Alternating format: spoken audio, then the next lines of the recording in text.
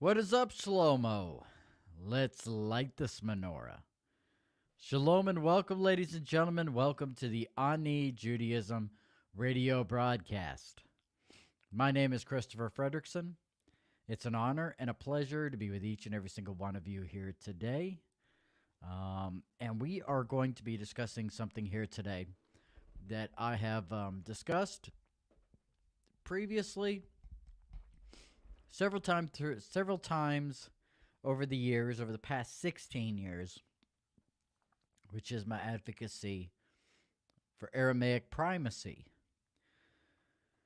Just so you know, we have a call-in number, 828-475-5523.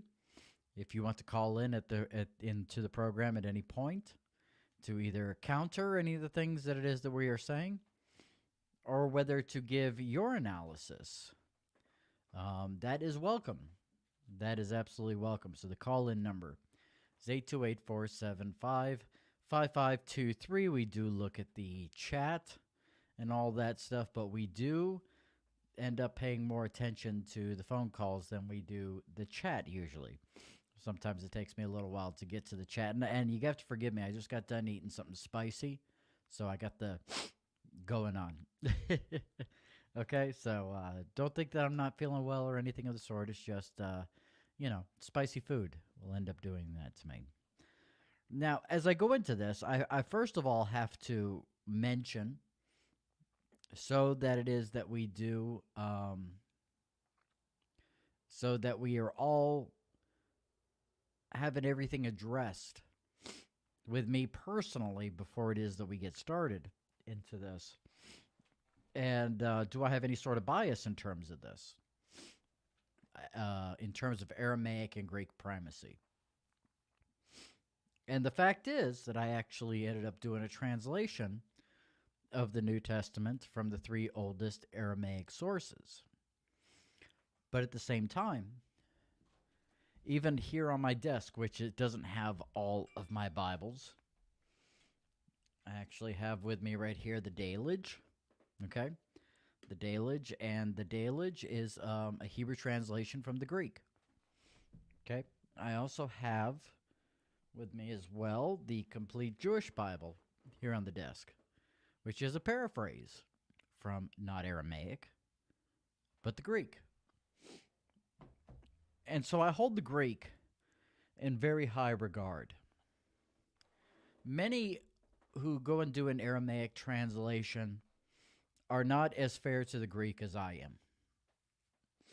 Many say that if it's not an Aramaic, they won't flat out say it, but one of the things that you end up kind of see in terms of how it is they talk about Aramaic primacy and all that stuff is they kind of have this attitude of kind of like the KJV only people. If it's not an Aramaic, then it's not the Bible, And so, there is some of the crazy bias that we do not allow in terms of that.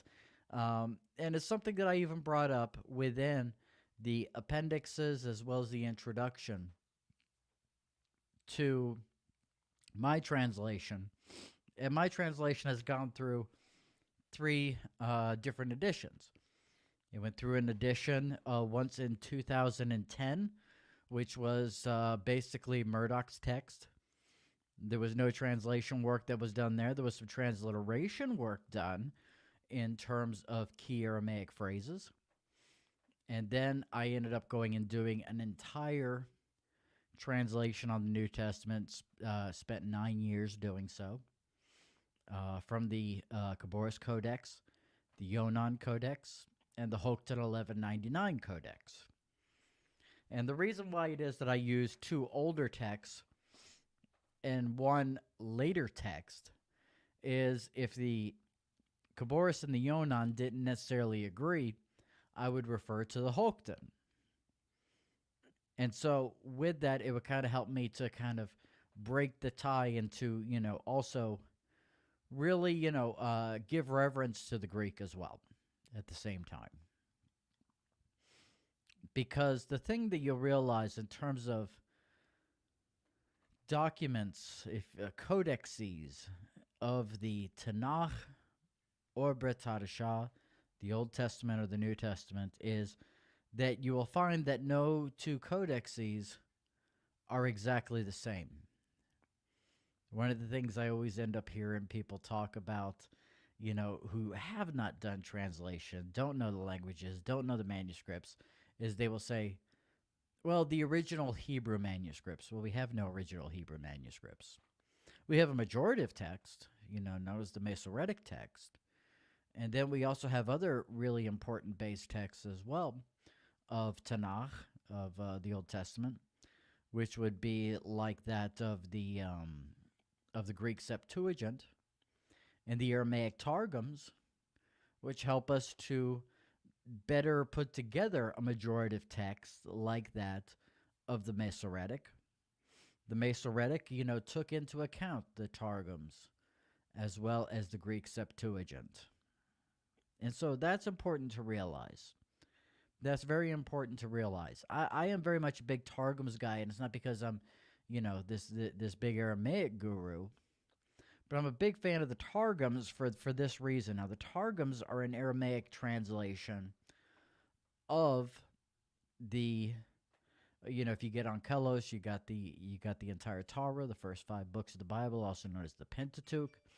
And the thing I like about the Targums of Onkelos is that intertwined within the text itself, the translation into from Hebrew to Aramaic, is that Onkelos explained his translation and the way that it was seen during the 2nd century BCE when he did his translation. And this is important because of the fact that it takes into account rabbinic thought. One prime example of this is within the book of Bereshit or Genesis. Within that of your English translation, it makes from the Masoretic text or from the Leningrad or the Aleppo Codex, which are very prominently used Hebrew texts of Tanakh. It will say, that until Shiloh comes. Okay, and there's always this idea, well, what is this word Shiloh? So it's something that is not translated in the English translations. And so what happens is Onkelos goes and takes into account the Targums, or not the Targums, he wrote the Targums, but he takes into account the rabbinic texts in terms of that particular verse. And he goes and translates it until Mashiach comes. Because in Sanhedrin 98, within the Talmud, it says that one of the names of the Messiah is Shiloh.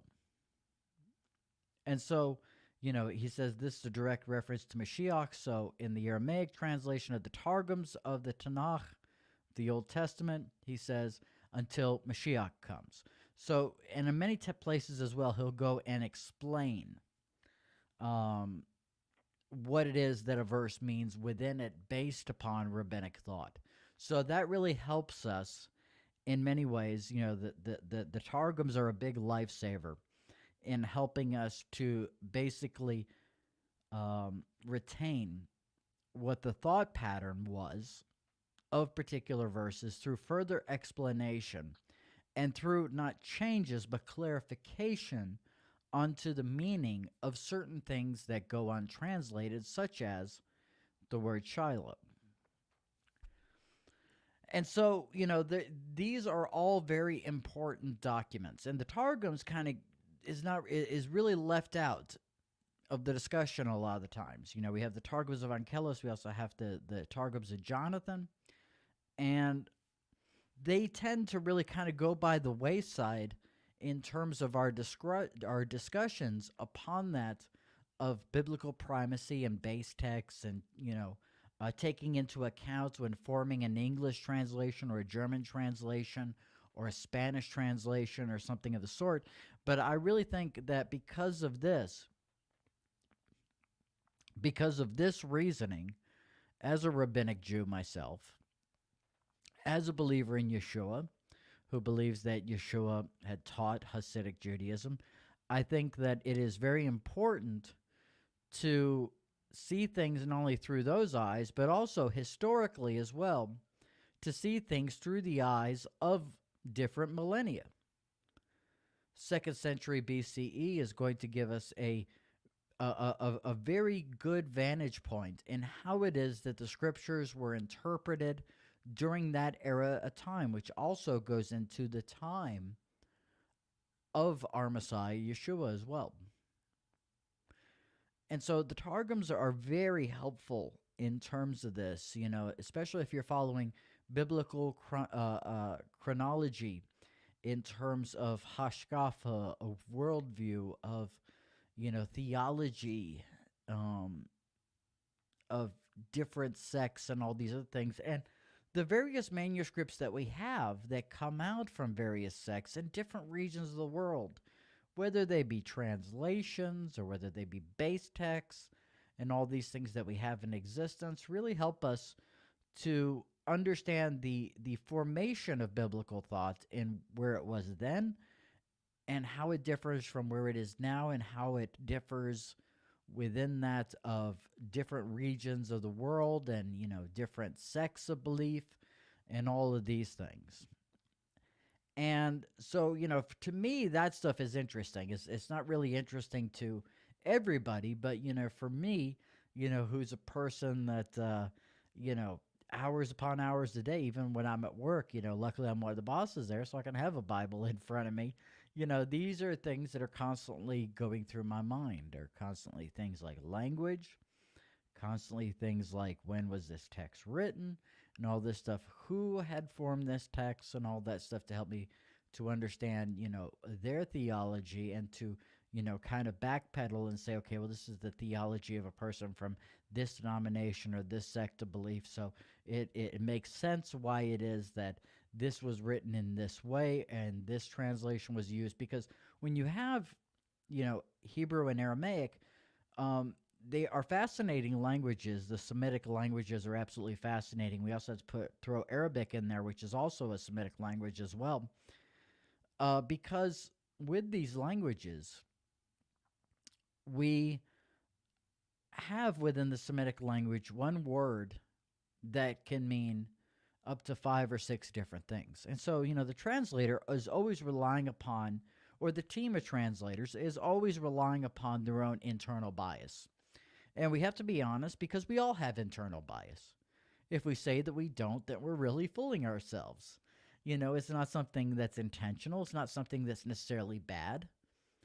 But, it's important that, whenever it is that I went through this translation, I could have just translated 2 documents as opposed to 3 documents.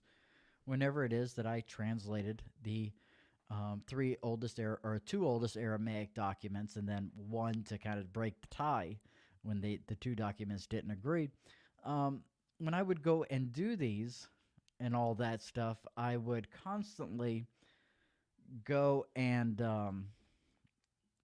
have to check my own bias as well because I had to be a slave to the text. This is why it took me 9 years to translate this. And so, that's absolutely important to, for a translator to go in that way and to do things in that way. But we're going to be going through some history, first of all, that is going to help to give us the backstory when we look at Aramaic and Greek primacy of the New Testament, because we have to understand, the languages that were in the Jewish world during the time of Yeshua. And we have to know why it is that there was such a major shift. And there was a major shift.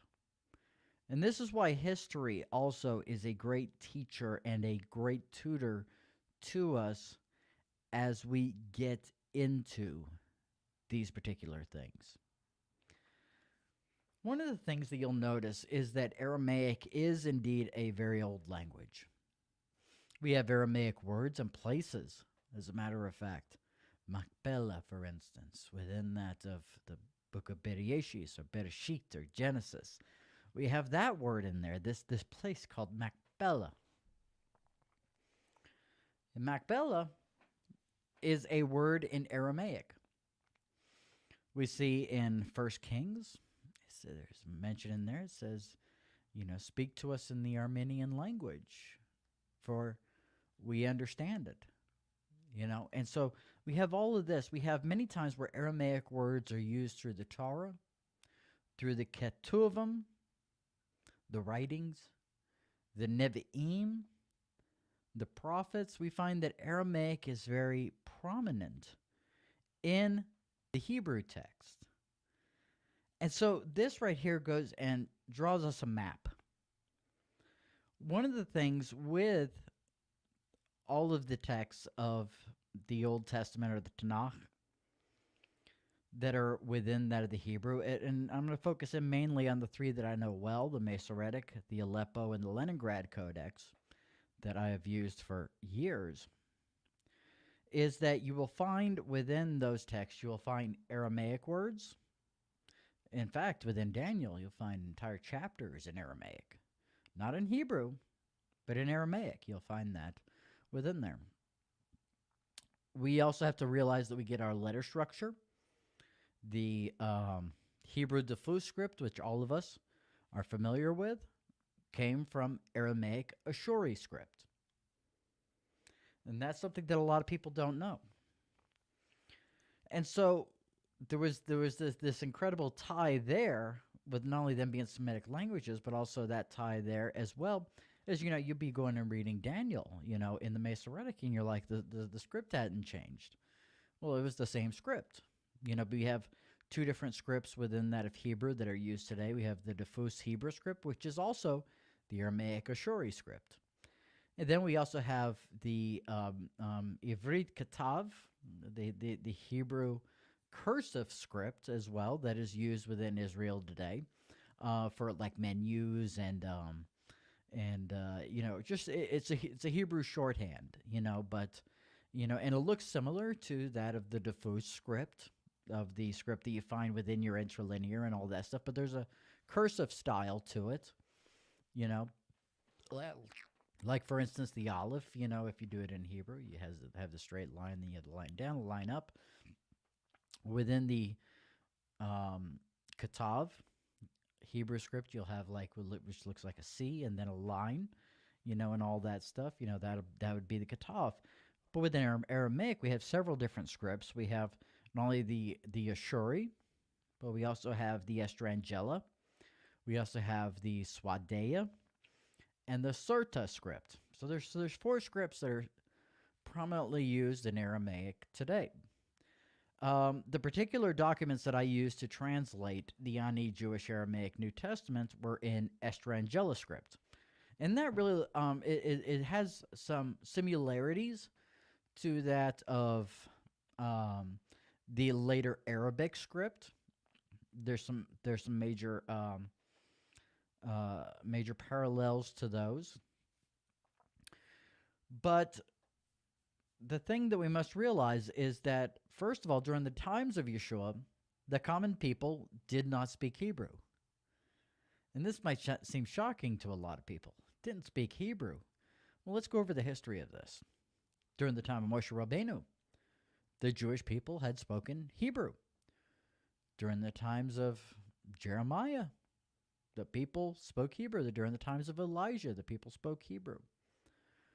All throughout our history, through a great deal of the Tanakh, the people spoke Hebrew, also known as Yehudi, which would mean the language of the Jews, Ivri, Hebrew, Lashon Kodesh, the holy tongue, Lashon Ha-Elohim, the tongue of God, Lashon Ha-Melachim, the tongue of angels, was all Hebrew. And so what caused the individuals to get away from Hebrew, and what languages did they speak when they got away from Hebrew? And how is it that an entire population this ended up happening to? Well, this all occurred during the time of what is known as the Medo-Persian Empire and the Babylonian exile. and the Greek and Aramaic Empire. And shalom to Gary. I see Gary's watching us right now. Shalom to him.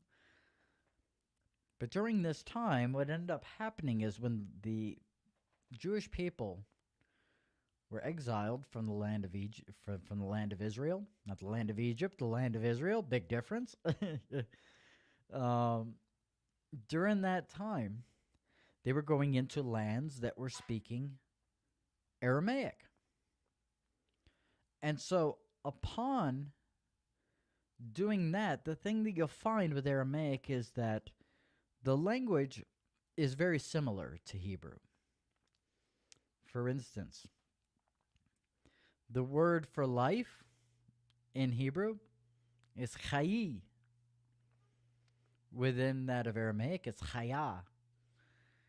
And they mean the same thing, but there's an extra meaning on top of the word for life in Aramaic, chaya, which is the meaning for salvation as well. So it means both things. So, it kind of puts things into a different perspective.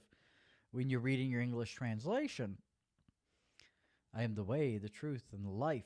Nobody comes to the Father except through me. The word that is used there is chaya. In the Khabouris Codex and the Yonan Codex that we see within there, so there's a double meaning. Not just I am the life, but I am also the salvation as well. And this is a concept that, we could get into at some other point that is deeply ingrained in Judaism, and especially for that of a Rebbe of a sect to say something of the sort. And so we get more of a three-dimensional idea of this. But the people, when they were in exile, way before the time of Yeshua, around the time of Daniel, we read a lot about the exile in the book of Daniel. In there, we end up seeing a lot of this because 2 chapters of Daniel are actually written in Aramaic. And so it was so easy for the people to learn Aramaic because the grammatical structure was the same, first of all. The grammatical structure is huge in terms of a person being able to go from one language to another. That's why, Germanic languages, to kind of weave in and out, there's some similarities within grammar and even some words, for that matter, that make the translation or to make the transition easy. The same is true with Hebrew and Aramaic. In fact, if I were to read John chapter 1, verse 1, Berieshi satuhi hoa milta, the very first word, Berieshi, you heard me say that earlier. That's also a Hebrew word as well. It means in the beginning. And so, it was a very smooth and easy transition for the people. Now, when the people were able to go back into the land of Israel, during the days of Yeshua and the Roman Empire had taken over, there were other forces at work here. First of all, you have the religious cognoscenti, like the Pharisees, the rabbis of the synagogue and all that stuff, the highly educated individuals as well in both the secular world and the religious world. They actually spoke Hebrew because they knew it as kind of a status symbol in many ways to be able to speak the language that is not used among the others. And the Pharisees, as well as some of the Sadducees and the Essenes, would use this within that of their own talks among one another because of the fact that the Greeks, they didn't know it. Their overlords didn't know it. It was in many ways a code language in those realms. And the common people, of course, because generation after generation after generation, after getting away from Hebrew, started to speak Aramaic since the time of the Medo-Persian Empire. The common people spoke Aramaic. But you also had as well, and this is where it is that, we go and we give some validity to Greek primacy at the same time. We got to be totally unbiased here. There were a lot of Jews in the land of Israel who also spoke Greek because of the fact that they were being overtaken by the Greek overlords. And of course, you're being taken over by an overlord. You're not going to teach them your language. You need to learn to speak their language. And so, this is what was going on in the Jewish world, in the land of Israel, during the time of Yeshua. You had both Aramaic speakers, majority of the people were speaking Aramaic. You had a good deal of individuals that were also speaking Greek that may have also been bilingual in both Greek and Aramaic, for that matter. So these are things to take into account. By the way, our call-in number, 828 475 5523. 828-475-5523. If you have a question or want to challenge any of the things that we're talking about in here, then, feel free to call in. And so now we're going to, now that we have the history here, we can now start to look at documents, when documents were released of the New Testament, what are the oldest documents that we have, and what is the proof? That's important. The proof that they are old, ancient, what have you. You have probably seen many people online try and say that they read the scripture, for instance, in Paleo Hebrew. And that's always rather funny when I end up seeing that from my perspective. And I'll tell you the reason why that's funny. Because of the fact that we have 10,000 manuscripts of the Tanakh that are written in Diffus Hebrew script, which is the Hebrew script that many of you are familiar with today. In terms of the New Testament, as well as the Old Testament, we have thousands, close to 8,000 manuscripts that are in Greek and Latin of the Old Testament and the New Testament. We also have around 9,000 manuscripts of the Old Testament and New Testament within that of Aramaic. Now, the thing is that with this, the thing that I have to preface with that is that even though that it's in a particular language, doesn't mean it's necessarily old, okay? But before I get into that whole analysis here, guess how many manuscripts of either Tanakh, Old Testament, or Brit Hadashah, New Testament, we have in Paleo Hebrew? Just take a wild guess. 0. There are 0 in existence.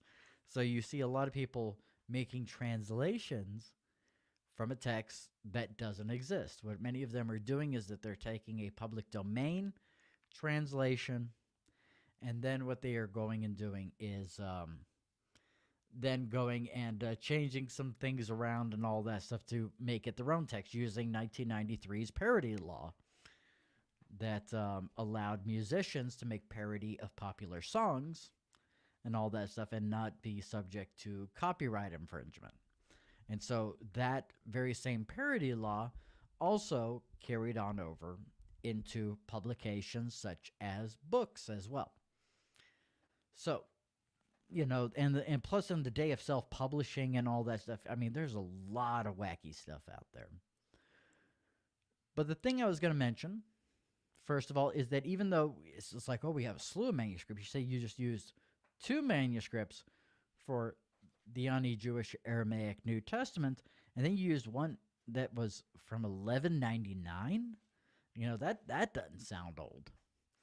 The thing that we have to realize, first of all, is that even though there are these documents of the Bible, these codexes, in various languages, not all of them are ancient. We have, many texts that were being made, all the way back, from, the 2nd century BCE, all the way until, the 19th century, of people, going and making their own documents for a variety of reasons. Some would try and pawn them off as being originals. This is something that we see with the Old Syriac, which is actually a 16th century thing. We also have some like the Shem Tov Matthew, which is a 16th century manuscript of the book of Matthew as well that was actually used in a debate with a person who spoke Hebrew. And so, there's a variety of reasons why it is that we have newer documents um, of the Bible in various languages. And then you have ones like the Dalage, for instance, that was a translation of the New Testament from the Greek into that of Hebrew. And so you had Franz Dalage, who had gone and done that, admitted, yeah, that's what I did. I did it so that the Jewish the Jewish people would, maybe take a look at the New Testament, because one of the things that we have within the writings of Agadah and Midrashim and Tractate Sotah within the Talmud, it says, "Cursed is any man who speaks Greek, who teaches his son Greek or Greek wisdom." So that's one of the things. It was a very bad time in our history. We not only do we have the time of Yeshua, but we even have the time that is coming up in our calendar that we actually celebrate here next month, which is Hanukkah. We have Hanukkah, where we have the Greeks going and taking over the temple and sacrificing a pig on the altar. Greek, we have a lot of animosity towards Greek, but also at the same time, as a biblical scholar, at the same time, I have to give reverence to the Greek as well, and I'm going to give you my reasons why it is, and you'll probably see from our history here, everything that it is that we have gone through thus far in terms of what was going on in the Jewish world during the time of Yeshua, what was being spoken during the time of Yeshua, what led up to that, and all that stuff that we have covered already. You start to understand why it is that, some of the parts as to why it is that I am an Aramaic Primist, and why it is I translated the New Testament from these Aramaic manuscripts. But also at the same time, I have to give props to the Greek. And here's the reason why I got to give props to the Greek. Because the Aramaic could not have spread to all the places it did if there were only Aramaic documents. It'd probably be very rare to have a Bible in a home in America if it were not for the Greek text. The Greek text was able to do something that the Aramaic couldn't in terms of how it spread. That's a fact. Even as an Aramaic primist, I have to, first of all, give a hat tip to the Greek. And Greek is a wonderful language. Why is it a very great language, even though it is that you say in Tractate Sotah, it says, "Cursed is any man who teaches his son Greek or Greek wisdom." It's a great language in that because of the fact that it doesn't operate in the same way that Semitic languages do. Within Semitic languages, the thing that is amazing is that it is one way of looking at it. It's a Semitic language. You have this three-dimensional model. You heard me mention before how it reads in the Kobores Codex for John chapter 1, verse 1. Berieshi satohi hawa miltha. That very last word there, miltha, the Greek has the word logos. Logos means one thing, means word. But in the Aramaic, it means a plethora of different things. It means word, so that translation is accurate. But it also means manifestation, instance, substance, incantation. That's what it means within that of the Aramaic. So you get more of a three-dimensional model. Now here's how the Greek is helpful in that way.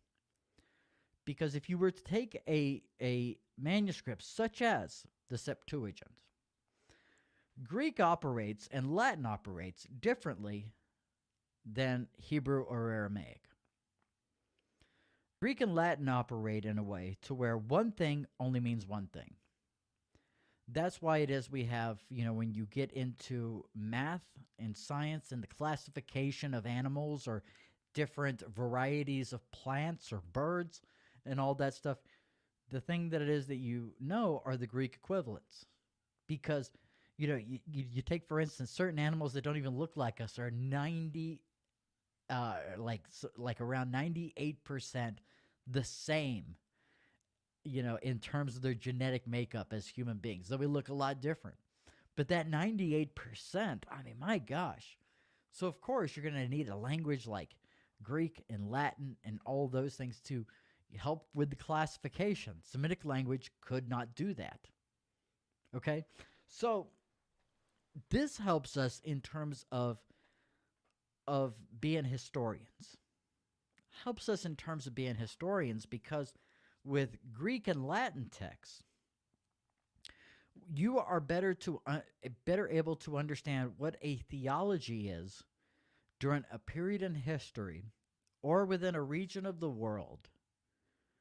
If something is in Greek, it's if they take something like something in Hebrew or Aramaic and translate it to Greek, you are better able to really to grasp the concept because one thing only means one thing when it's being translated. And so it's very needle thin, very pinpoint. And so as a historian, you got to love the Latin and the Greek because of that. You know, and if you're a person who's a person of science, you're the same. You got to love the Greek because of that, because it helps us to nail down certain things. You know, you take, for instance, I'm a type 1 diabetic. I take insulin, and all that stuff. If, one ingredient in that insulin could have 5 different meanings and you pass that, that recipe to make insulin on to somebody else and it's written in a Semitic language and it means 5 or 6 different things, just one ingredient, there could be some very problematic effects that end up happening there. And so, there's certain places where Greek is very helpful. And especially within that of chronology of texts.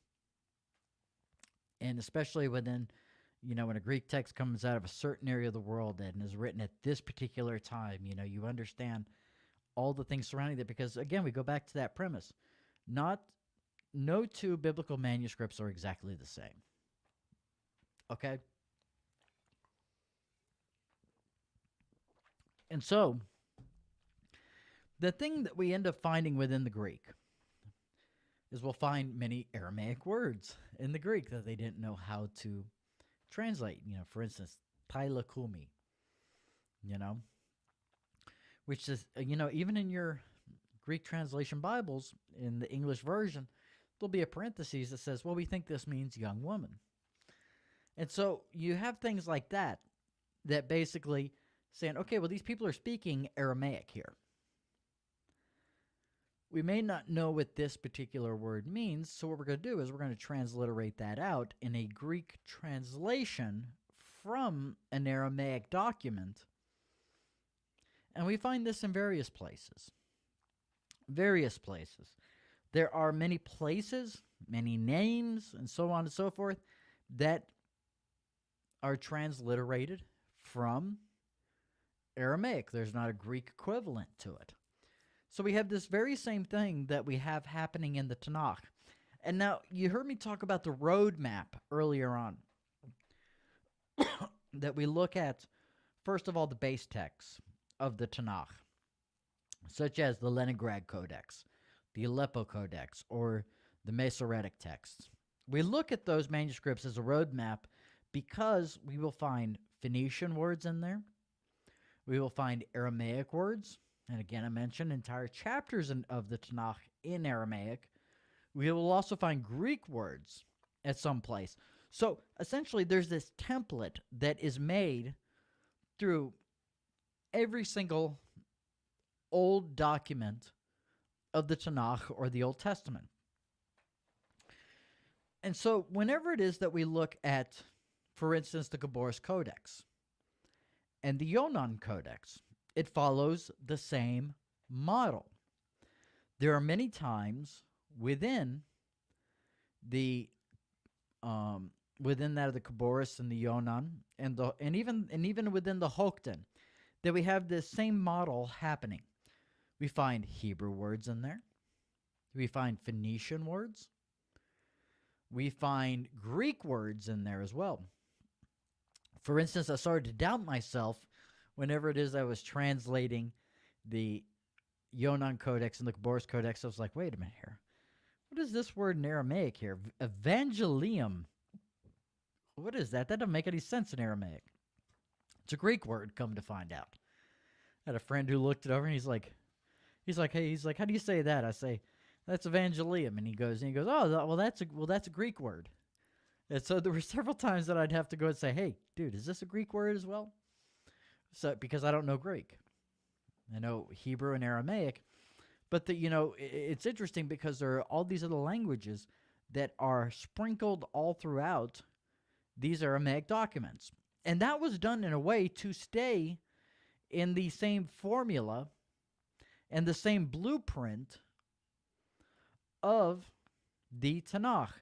Now, the thing is, you heard me say earlier that we have the words like, thylakumi, for instance, gehenim,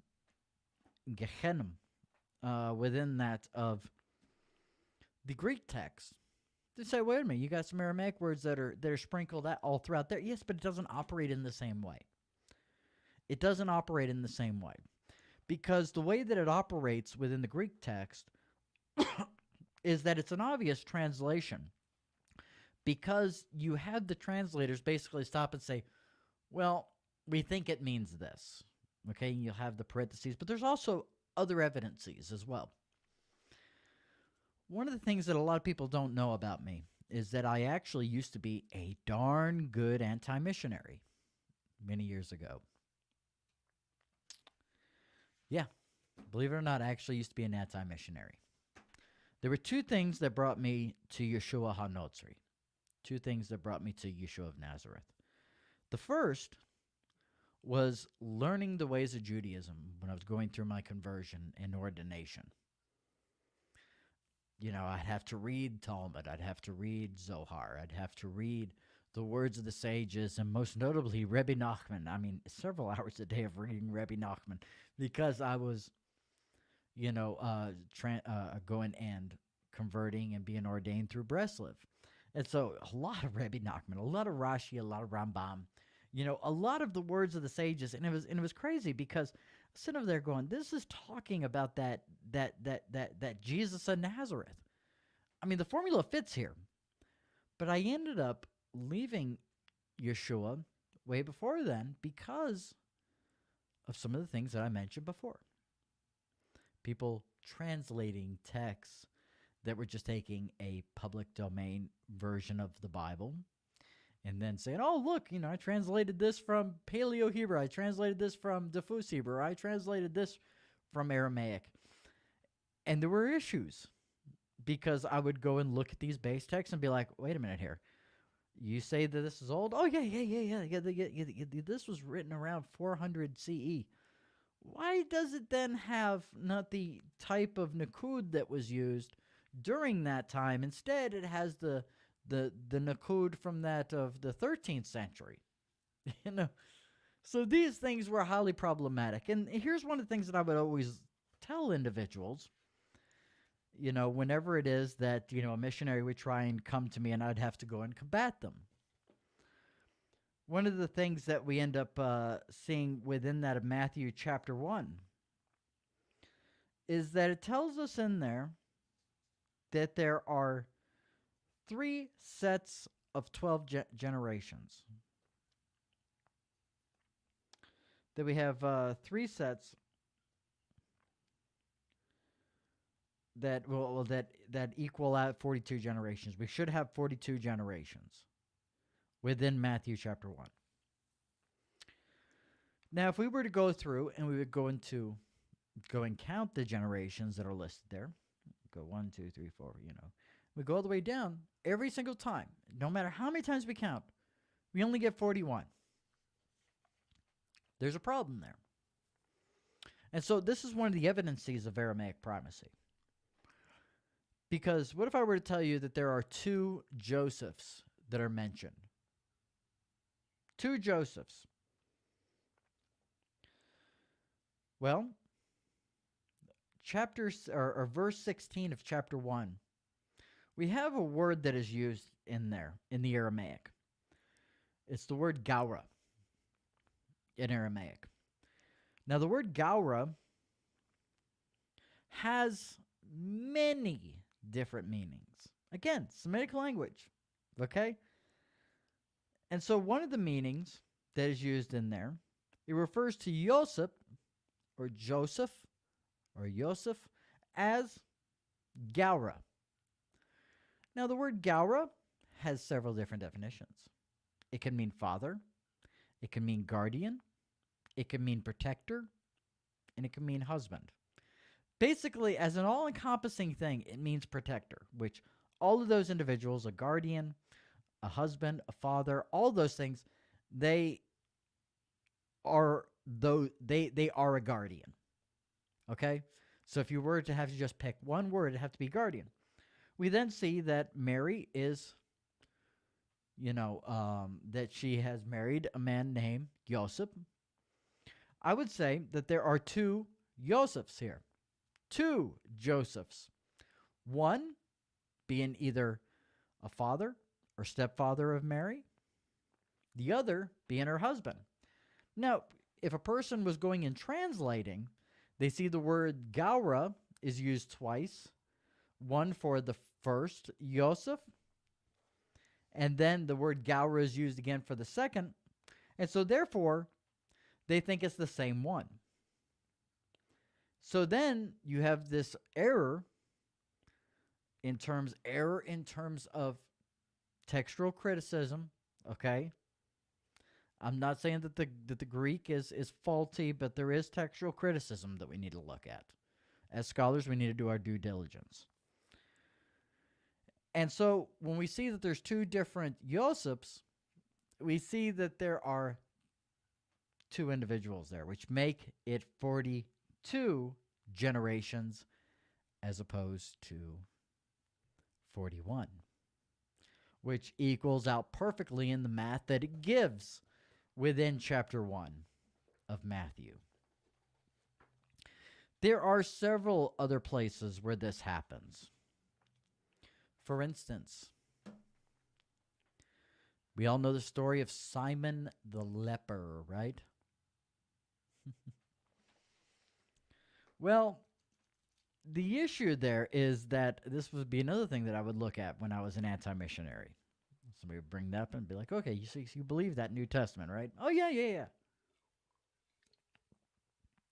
Well, then not only do you have a problem with this genealogy that's on page 1, but you also have another problem as well with this Simon the leper guy, because lepers aren't allowed to have houses. They're not allowed to have servant girls.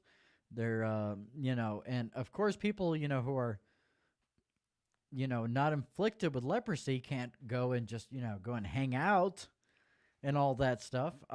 We don't have that happening there. And so, one of the things that some Christian theologians would say is, well, wait. Well, he used to be a leper, but he's not anymore. Okay. Well, that would be like, somebody going and referring to me as Christopher the diabetic.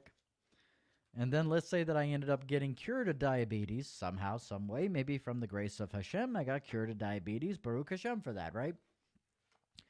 Am I going to allow somebody to keep on calling me Christopher the diabetic, especially when calling somebody a leper would destroy their livelihood?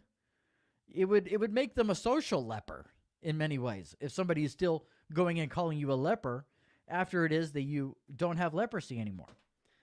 Well, the issue there is that it's very possible that Simon was not a leper. And so he was allowed in the inner city. He was allowed to have servant girls, which we see a servant girl goes and gives Yeshua an alabaster jar. Why is that important? How is that a clue? Because the same word for leper is written the same way.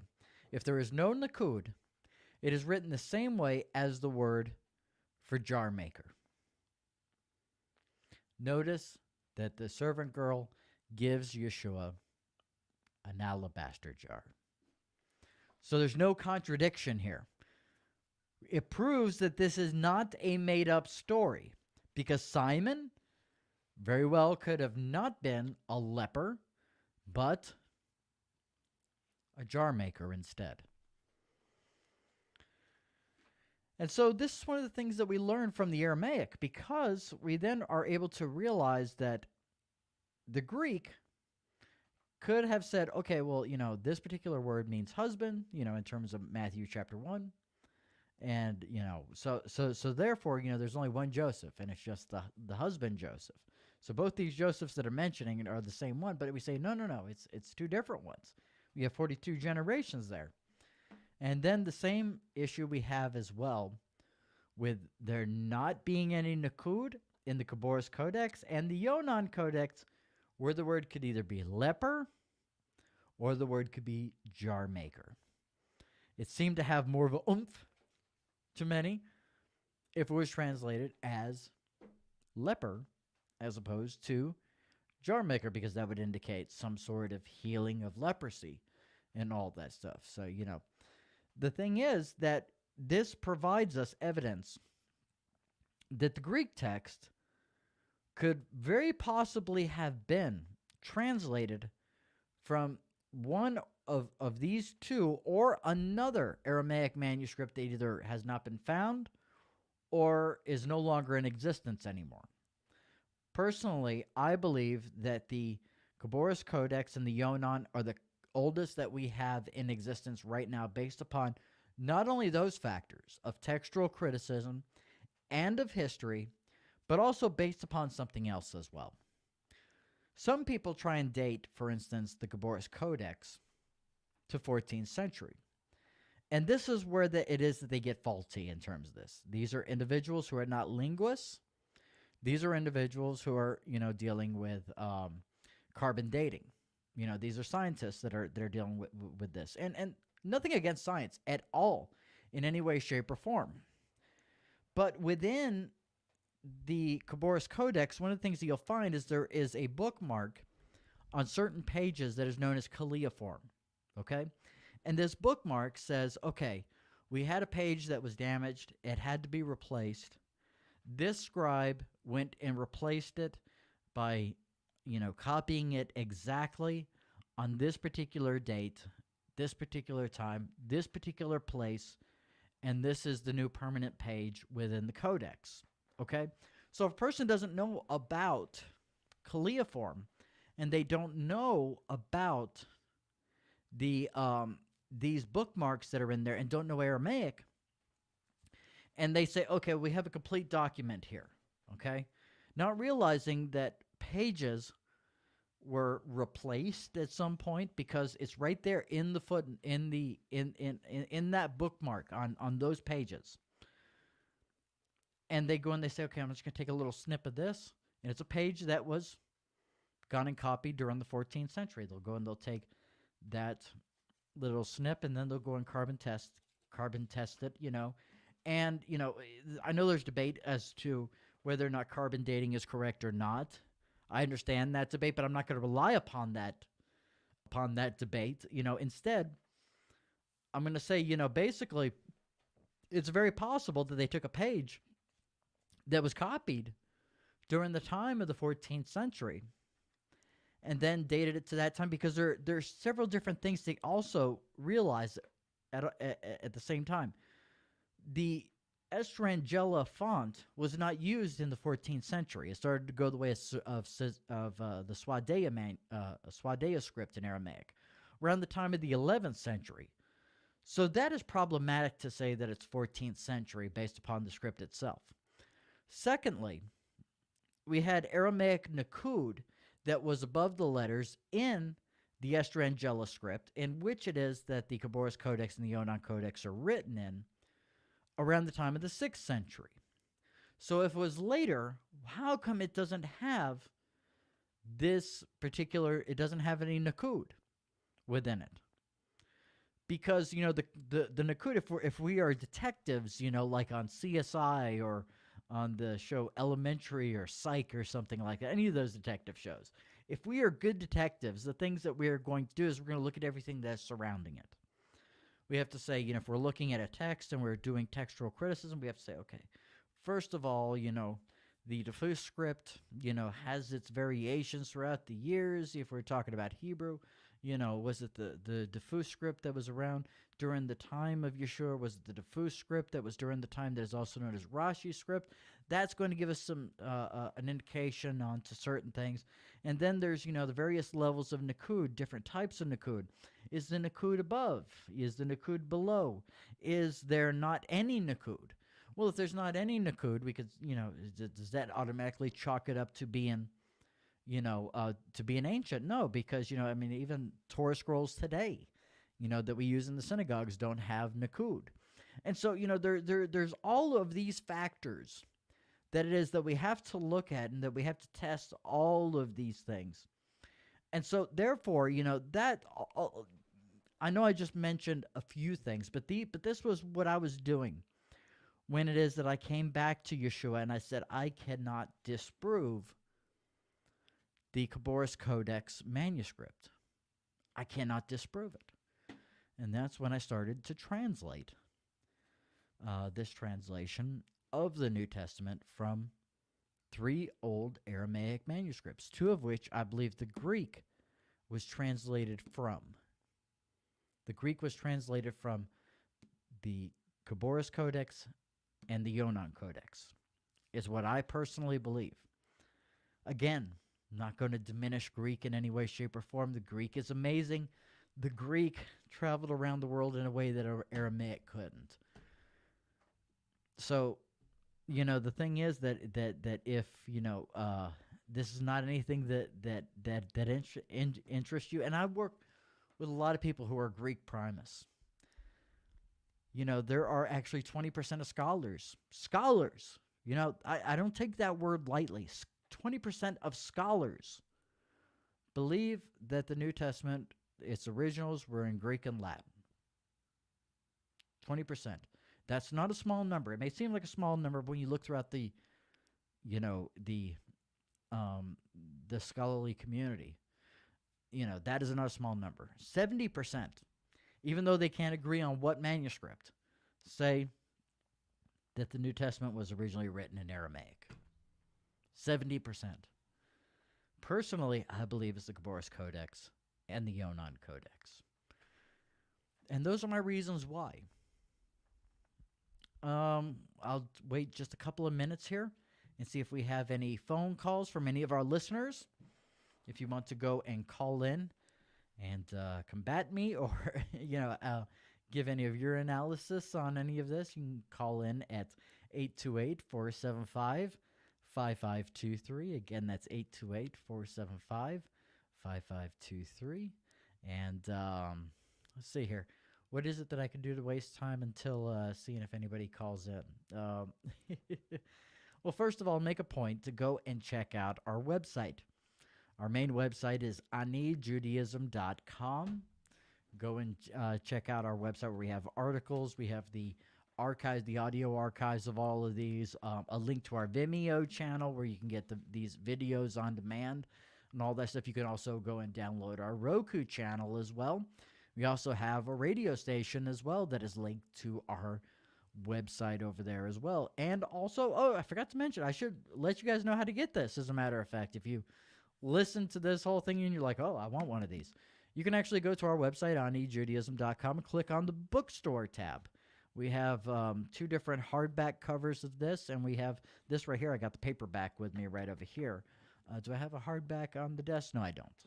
I got them in the other room. But yeah, you can go and order those right there. And as you can see, it's thick. And not only do we have just the translation, but also keywords transliterated, key phrases in Aramaic transliterated with their definitions and brackets, especially if they have various definitions, to one particular word. You heard me mention miltha, chaya, all these things have numerous definitions that go and make it more of a 3-dimensional understanding.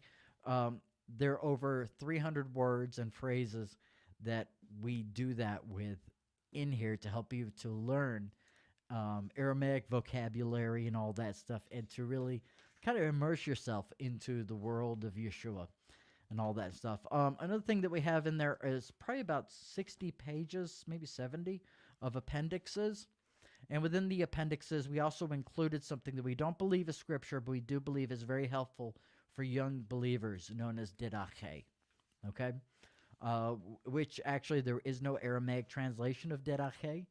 Um, it was originally in Greek, so we have that in there. No transliterations or anything, just that in there to help individuals who are just starting out. We also have a study guide to the Lord's Prayer in Aramaic within there in the appendixes. And then, just a slew of other appendixes that kind of answer the question why it is that this translates here differently in this translation than it does in other translations, and so on and so forth. We go over all of that.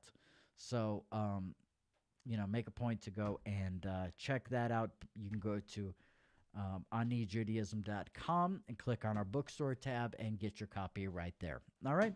Well, it doesn't seem that we have any calls, so I'm just going to wish all of you shalom bracha, peace and a blessing. It's an honor and pleasure to be with each and every single one of you here today. All right. Shalom.